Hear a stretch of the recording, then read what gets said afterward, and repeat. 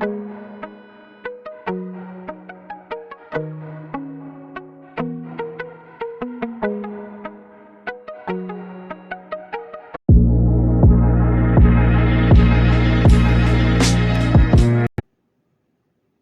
दोस्तों, एक बार फिर से स्वागत है आप सभी का आपके अपने चैनल टारगेट एट 1 पे। मैं हूं अमृता और आज इस प्रैक्टिस सेट के बारे में हम चर्चा करने जा रहे हैं। वो है सुपर टेट का प्रैक्टिस सेट और आज हम बात करने वाले हैं सामान्य ज्ञान यानी कि जनरल नॉलेज के क्वेश्चंस के बारे में, जो कि बहुत ही ज़्यादा उम्मीद है आपके यूपी टेट या फिर सुपर टेट के क्वेश्चन पेपर में आए। तो दोस्तों, जैसा कि आप सभी जानते हैं कि हम यहाँ पे जितने भी प्रैक्टिस सेट सॉल्व करते हैं उनके साथ साथ में हम क्वेश्चन प्लस कॉन्सेप्ट को भी डिस्कस करते हैं और इन कॉन्सेप्ट की हेल्प से आप अपने अपकमिंग एग्जाम्स में आने वाले क्वेश्चन को सॉल्व कर सकते हैं। तो दोस्तों, बने रहे हमारे साथ वीडियो के एंड तक, क्योंकि यहाँ पर हम सारे इंपॉर्टेंट कॉन्सेप्ट को डिस्कस करेंगे जो सभी इंपॉर्टेंट है आप सभी के संभावित प्रश्नों के लिए। तो चलिए बढ़ते हैं पहले प्रश्न की तरफ। लेकिन वीडियो में आगे बढ़ने से पहले एक जनरल से इन्फॉर्मेशन आप सभी दोस्तों के लिए कि अगर आप भी हमारे साथ मिल करके according to syllabus super TET की प्रिपरेशन करना चाहते हैं तो ज़रूर जुड़े हमारे यूट्यूब चैनल टारगेट एट 1 से। और अगर आप टेलीग्राम के माध्यम से हमसे इंटरैक्ट करना चाहते हैं या फिर कोई प्रश्न है या फिर आपको कोई डाउट है या पीडीएफ या फिर स्टडी मटेरियल के माध्यम से अपने लर्निंग का जो एरिया है उसे और व्यापक बनाना चाहते हैं तो ज़रूर जुड़े हमारे टेलीग्राम चैनल के साथ में, जिसका लिंक आपको डिस्क्रिप्शन बॉक्स में मिल जाएगा। तो चलिए, ये तो थी जनरल से इन्फॉर्मेशन आप सभी की तैयारी के लिए। चलिए अब बढ़ते हैं अपने पहले प्रश्न की तरफ। तो दोस्तों, आज का जो हमारा सुपर टेट का प्रैक्टिस सेट है और जीके के रिस्पेक्ट में, तो उनमें से जो पहला प्रश्न है आप सभी की स्क्रीन पर ये रहा। लाइट ईयर किसका मापन करता है? आपको बताना है कि जो लाइट ईयर है वो किसके लिए इस्तेमाल किया जाता है या किस चीज़ के लिए नापने का काम करता है। ठीक है, नापना तो हालांकि बहुत छोटा टर्म है। चलिए आप पहले ऑप्शंस देखते हैं। पहला ऑप्शन है प्रकाश तीव्रता की, ऑप्शन नंबर 2 है दूरी की, ऑप्शन नंबर सी है समय की और ऑप्शन नंबर डी है ज्योति तीव्रता की। तो जो करेक्ट आंसर है दोस्तों वो है आपका दूरी की। अच्छा, कई ऐसे स्टूडेंट्स हैं जिनको कन्फ्यूजन रहता है कि लाइट मीन्स होता है या तो सन से रिलेटेड होगा या फिर लाइट मीन्स होता है रोशनी, ठीक है, या प्रकाश। ठीक है, तो कई सारे बच्चों के मन में डाउट रहता है कि प्रकाश से रिलेटेड है, क्योंकि ये जो टर्म है यहाँ पे लाइट यूज़ हो रहा है। ठीक है, हालांकि दोस्तों ये जो टर्म है लाइट ईयर, ये दूरी नापने के काम आता है। जैसे कि सूरज और दो ग्रह, मान लीजिए ये सूरज है और ये पृथ्वी है, या फिर पृथ्वी और मंगल, या कोई भी दो प्लैनेट्स के या फिर बहुत ज़्यादा जो दूरी है उनको नापने के लिए जो टर्म है लाइट ईयर वो यूज़ किया जाता है। ठीक है, चलिए आगे बढ़ते हैं। अगला प्रश्न है राष्ट्रीय डेयरी अनुसंधान कहाँ स्थित है? बहुत ही ज़्यादा इंपॉर्टेंट क्वेश्चन है और इसी टाइप के क्वेश्चन आपसे सबके एग्जाम्स में आने की पूरी उम्मीद है। पहला ऑप्शन है हरियाणा, ऑप्शन नंबर 2 है राजस्थान, ऑप्शन नंबर सी है पंजाब और ऑप्शन नंबर डी है उत्तर प्रदेश। तो जो करेक्ट आंसर है आपका वो है ऑप्शन नंबर 1 यानी कि हरियाणा। चलिए, ये तो था अब आपके लिए डेयरी अनुसंधान। इसी टाइप का क्वेश्चन आपके सुपर टेट में पूछा गया था और सुपर टेट का प्रश्न था राष्ट्रीय अस्थि अनुसंधान कहाँ स्थित है। ठीक है, तो जो उसका उत्तर था वो था कोलकाता, और ये इंपॉर्टेंट है और इसी टाइप के क्वेश्चन एक्सपेक्टेड हैं आपके सुपर टेट के एग्जाम्स में। हालांकि ये क्वेश्चन आपके ईवीएस के अंतर्गत भी पूछे जाते हैं यूपी टेट में। ठीक है, तो इन सब चीज़ों को आपको याद कर लेना है। चलिए अगला प्रश्न देखते हैं। अगला प्रश्न है दुमहल नृत्य कहाँ का है, यानी कि आपको बताना है जो दुमहल नृत्य है वो किस राज्य की विशेषता है। ऑप्शन नंबर 1 है जम्मू कश्मीर, ऑप्शन नंबर 2 है उत्तराखंड, ऑप्शन नंबर 3 है अरुणाचल प्रदेश और ऑप्शन नंबर 4 है मध्य प्रदेश। तो जो करेक्ट आंसर है आपका वो है दुमहल जो नृत्य है वो जम्मू कश्मीर में, जो जम्मू कश्मीर है उसकी विशेषता है। ठीक है, और यहाँ का एक लोक नृत्य है। बहुत ही ज़्यादा इंपॉर्टेंट है इस टाइप के क्वेश्चन, क्योंकि आपके सुपर टेट में इसी टाइप का क्वेश्चन पूछा जा चुका है ऑलरेडी, और आपके ईवीएस में यानी कि यूपी टेट की ईवीएस में भी नृत्य वगैरह से कई सारे क्वेश्चन आते हैं। जैसे सुपर टेट में आपके यक्षगान पूछा गया था। ठीक है, कई बार पूछा जाता है कि नौटंकी कहाँ का है, ठीक है, और कजरी कहाँ का नृत्य है। तो इस टाइप के जो क्वेश्चन है वो आपको देखने को मिल सकते हैं आपके यूपी टेट या फिर सुपर टेट के क्वेश्चन में। और बेसिकली दोस्तों हम अपने चैनल पर यूपी टेट और सुपर टेट की प्रिपरेशन करवाते हैं। ठीक है, तो यहाँ पे आपको जो भी कंटेंट मिलेगा वो यूपी टेट और सुपर टेट का ही मिलेगा। चलिए आगे बढ़ते हैं। अगला अगला जो इम्पोर्टेंट कॉन्सेप्ट है दोस्तों, आपको ध्यान रखना है कि जो जम्मू कश्मीर है, जम्मू कश्मीर की राजधानी क्या है? श्रीनगर, आपको पता होना चाहिए।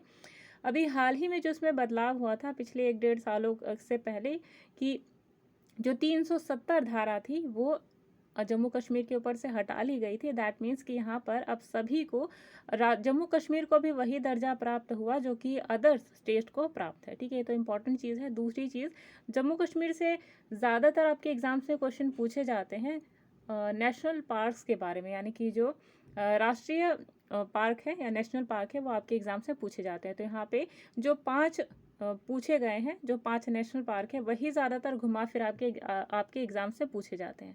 तो कौन से है वो नेशनल पार्क, चलिए देखते हैं। पहला है दचिगम नेशनल पार्क, जो कि हर बार आपकी ईवीएस में कभी ना कभी पूछा जाता है घुमा फिरा के।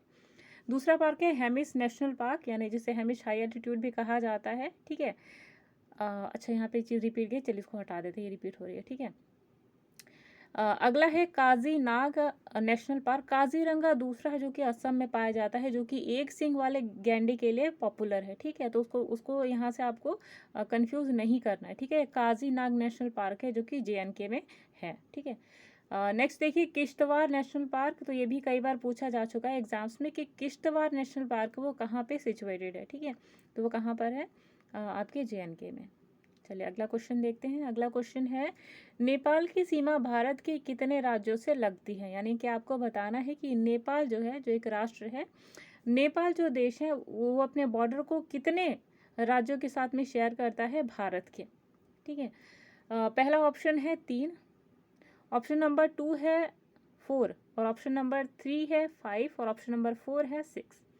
तो जो करेक्ट आंसर है दोस्तों, नेपाल जो है वो भारत के साथ कुल 5 राज्यों के साथ में जो अपनी सीमा है, यानी कि जो बॉर्डर है, उनको शेयर करता है। ठीक है, चलिए नेपाल के बारे में कुछ कॉन्सेप्ट जानते हैं कि ये जो नेपाल है वो कितने राज्यों के साथ में जो भारत का बॉर्डर है वो शेयर करता है। तो पहला है दोस्तों उत्तराखंड, दूसरा है उत्तर प्रदेश, तीसरा है बिहार, और जो चौथा है वो है वेस्ट बंगाल, और जो पांचवा है वो है सिक्किम।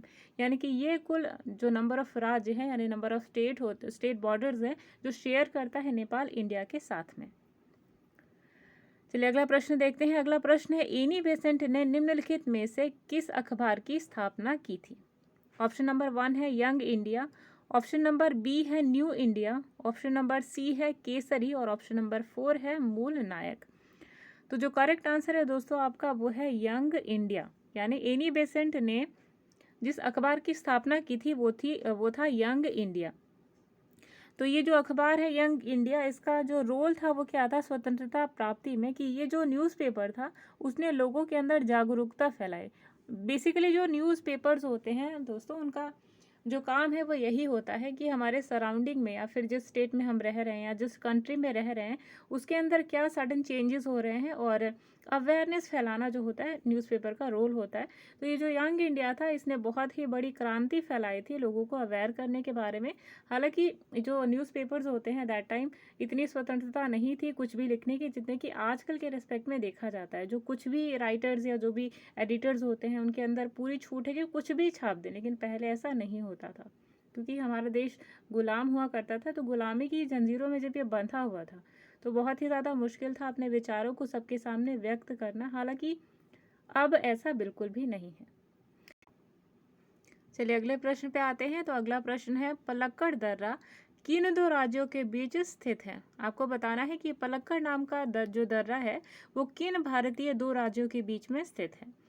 पहला जो ऑप्शन है वो है केरल और तमिलनाडु, ऑप्शन नंबर 2 है सिक्किम और पश्चिम बंगाल, ऑप्शन नंबर सी है सिक्किम और अरुणाचल प्रदेश, और ऑप्शन नंबर डी है महाराष्ट्र और गुजरात।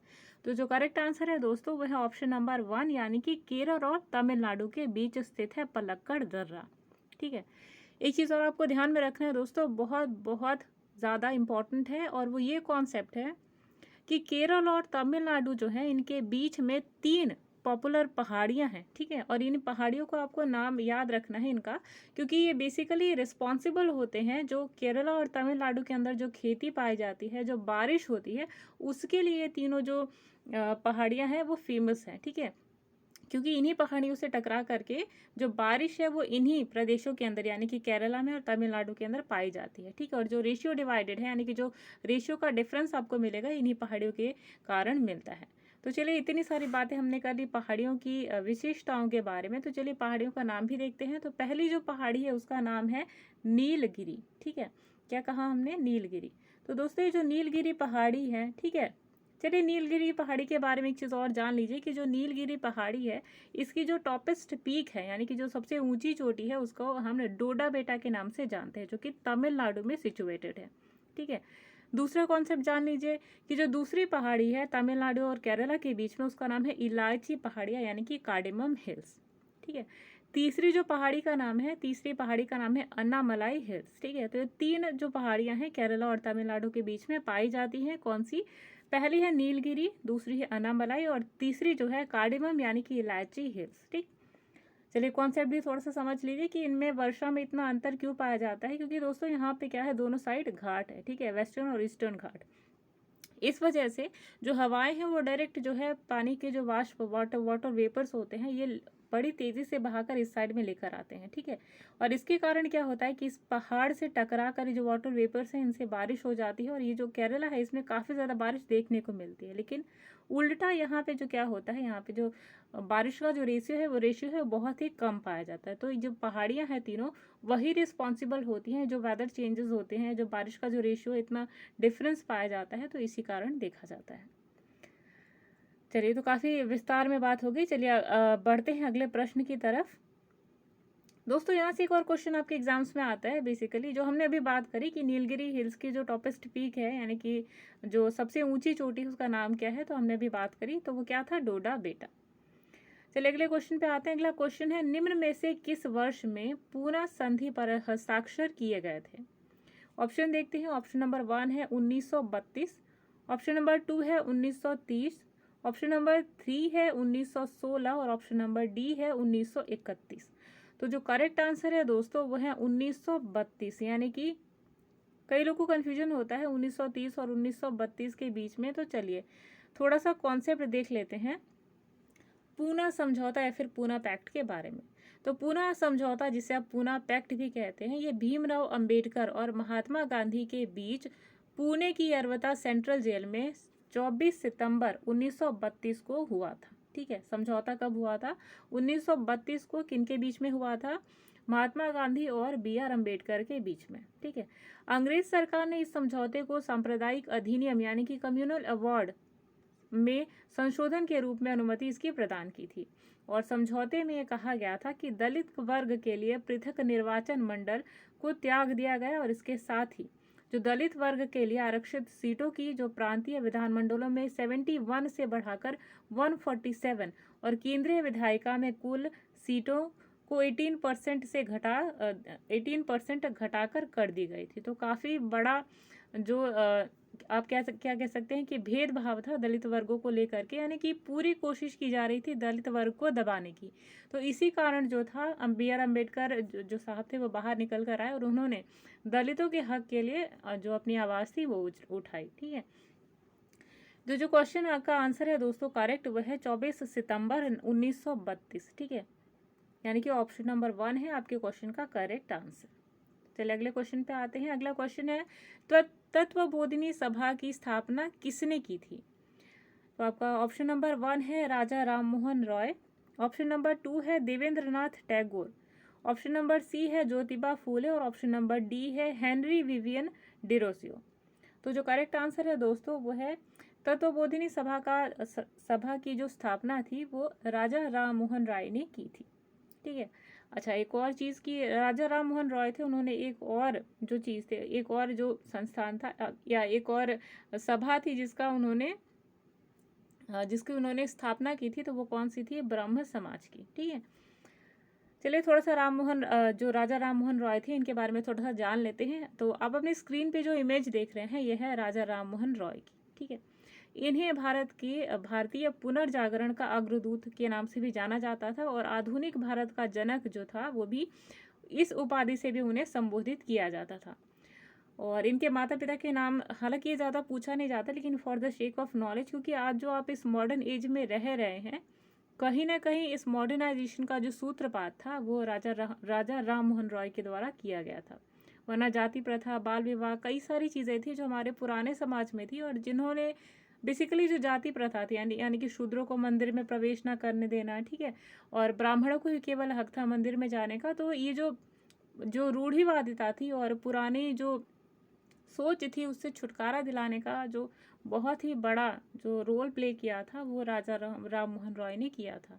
ठीक है, तो इसलिए आपको इनके बारे में थोड़ा बहुत जानना बेहद ही ज़रूरी है। तो चलिए देखते हैं कि इनके माता पिता का नाम। तो इनके पिता का जो नाम था वो था रमाकांत, तथा माता का जो नाम था वो था तारिणी देवी। भारतीय समाज और धार्मिक पुनर्जागरण के क्षेत्र में इनका विशिष्ट स्थान था। ठीक है, चलिए देखते हैं इनके बारे में थोड़ा सा और ज़्यादा। तो राम मोहन रॉय ने वर्ष 1828 में ब्रह्म समाज की स्थापना की थी, जिसे बाद में ब्रह्म समाज का नाम दिया गया था। ठीक है, नेक्स्ट है, यह पुरोहिती और अनुष्ठानों और बलि आदि के खिलाफ थे, यानी कि ये सख्त खिलाफ थे कि पूजा करके बलि देने से ईश्वर प्रसन्न हो जाता है। इवन इन्होंने यहाँ तक इनकी जो सोच थी वो ये कि ईश्वर कभी भी मूर्ति पूजन से प्राप्त नहीं होता। यानी ये जो हम भगवान के मंदिरों में बड़ी बड़ी मूर्तियां लगाकर रख देते हैं, तो इनका ये मानना था कि हाँ, पूजा ईश्वर को मानना सही है, लेकिन मूर्ति पूजा के सख्त खिलाफ थे ये।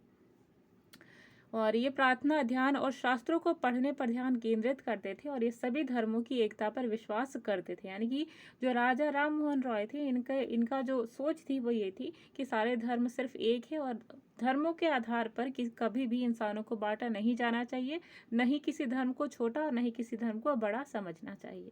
और बेसिकली क्या करते थे, पूजा अनुष्ठानों बलि पर इन्होंने सख्त जो अपने रवैये थे इनको अपनाए थे, और उन्होंने सख्त मना किया था कि इस टाइप की जो एक्टिविटीज़ हैं वो उस टाइम में बिल्कुल भी नहीं होनी चाहिए। और इन्होंने ही सबसे पहले आवाज़ उठाई थी जो पशु बलि थी उनके लिए, ठीक है, उनके अगेंस्ट में। तो ये थी थोड़ी सी नॉलेज जो आपको जानना बेहद ही ज़रूरी थी। चलिए देखते हैं अगला क्वेश्चन। चलिए अगले प्रश्न पे आते हैं। अगला प्रश्न है, मृत सागर किन दो देशों के बीच में स्थित है? ऑप्शन नंबर 1 है यूएसए और कनाडा, ऑप्शन नंबर बी है इराक और ईरान, ऑप्शन नंबर सी है तुर्की और इजराइल, और ऑप्शन नंबर डी है जॉर्डन और इजराइल। तो जो करेक्ट आंसर है दोस्तों वो है जॉर्डन और इजराइल, यानी कि जो मृत सागर है वो जॉर्डन और इजराइल के बीच में स्थित है।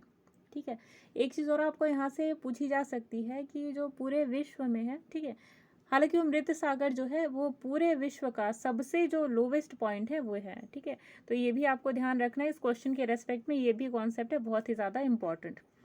चलिए अगले क्वेश्चन पे आते हैं। तो अगला क्वेश्चन है, डेंगू किस के कारण होता है? यानी कि आपको बताना है कि जो डेंगू है, ठीक है, वो डेंगू हालांकि एक वेक्टर है, तो किसके कारण होता है? ऑप्शन नंबर 1 है जीवाणु, ऑप्शन नंबर बी है विषाणु, ऑप्शन नंबर सी है प्रोटोजोआ, और ऑप्शन नंबर 4 है गोलकृमि। तो जो करेक्ट आंसर है वो है, जो डेंगू है वो प्रोटोजोआ के कारण होता है। ठीक है, प्रोटोजोआ क्या होता है इसके बारे में ऑलरेडी हम अपने चैनल पे डिस्कस कर चुके हैं साइंस के सेक्शन में। ठीक है, तो अगर आपको कोई डाउट है तो वहाँ से आप देख सकते हैं।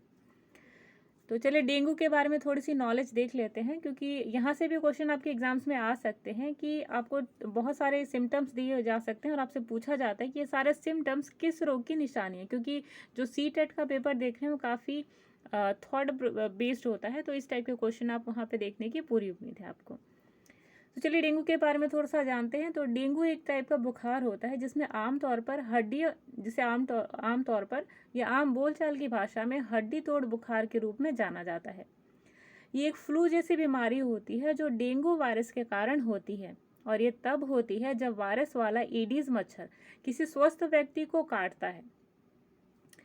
एडीज वायरस वाला मच्छर का मतलब कि जो इंसान इन्फेक्टेड है, अगर उसकी बॉडी से खून लेकर या खून सोखने के बाद इंसान वो जो मच्छर है किसी स्वस्थ इंसान की बॉडी में काट लेता है, तो ये जो वायरस है इसकी वो नॉर्मल इंसान तक पहुंच जाता है। ठीक है, ये जो रोग है मुख्य रूप से दुनिया के उष्णकटिबंधीय और उपोष्ण कटिबंधीय क्षेत्रों में पाया जाता है। चलिए इसके सिम्टम्स देखते हैं। तो इसके सिम्टम्स यानी कि जो इसके सिम्टम्स है उनमें पहला सिम्टम है सिर दर्द, दूसरा है मांसपेशियां और हड्डी और जोड़ों में दर्द, अगला सिम्टम है जी मिचलाना, यानी कि उल्टी टाइप की जो फीलिंग आती है, ये इसे ही जी मिचलाना या मिचलाना कहा जाता है। नेक्स्ट है आँखों के पीछे दर्द, यानी कि जो नेत्र कोटर होते हैं यानी कि आई ऑर्बिट होती है, उनमें दर्द पाया जाता है और आँखों की मसल्स में पेन लाइक फीलिंग होती है। नेक्स्ट है ग्रंथियों में सूजन, तो स्वेलिंग पाई जाती है ग्रंथियों में, तो ये भी एक बड़ा सिम्टम देखा जाता है डेंगू का। अगला है त्वचा पर लाल चकत्ते पड़ना, जो स्किन है उसके ऊपर रेड है या पिंकिश पैचेस आ जाते हैं, तो ये भी एक सिम्टम होता है डेंगू बुखार का। ठीक है, चलिए इसके उपचार के बारे में जान लीजिए। तो ये जो दोस्तों जो दवा है, ये तो एक सबसे बड़ा जो कारगर जो रूप है इसको सही करने का, वो तो होता ही है। इसके साथ साथ जो इम्पोर्टेंट चीज़ें हैं वो क्या लेनी चाहिए डेंगू बुखार के साथ में, तो पपीते के जो पत्ते हैं उसको पीस कर जो जो जूस टाइप का कंपोनेंट है उसे बनाकर लेने से जो प्लेटलेट्स घट जाती हैं उनको उनसे ओवरकम करने में ये पपीते की पत्तियां बहुत ही ज़्यादा हेल्पफुल होती हैं। इसके साथ साथ कीवी नाम का फ्रूट जो थोड़ा सा खट्टा होता है टेस्ट में, इसे भी लेने से बहुत ही ज़्यादा मदद मिलती है डेंगू के उपचार में। ठीक है, तो दोस्तों ये जो कॉन्सेप्ट है ये बहुत ही ज़्यादा इम्पॉर्टेंट है, क्योंकि ये जो कॉन्सेप्ट हम यहाँ पे डिस्कस कर रहे हैं, इन्हीं क्वेश्चन के बेसिस पे आप इनसे रिलेटेड और जो क्वेश्चन है उनको सॉल्व कर सकते हैं। चलिए अगला प्रश्न देखते हैं। तो अगला प्रश्न है विश्व आर्द्रभूमि दिवस कब मनाया जाता है? तो ऑप्शन नंबर 1 है 2 फरवरी, ऑप्शन नंबर बी है 11 फरवरी, ऑप्शन नंबर सी है 12 मार्च और ऑप्शन नंबर डी है 16 नवंबर।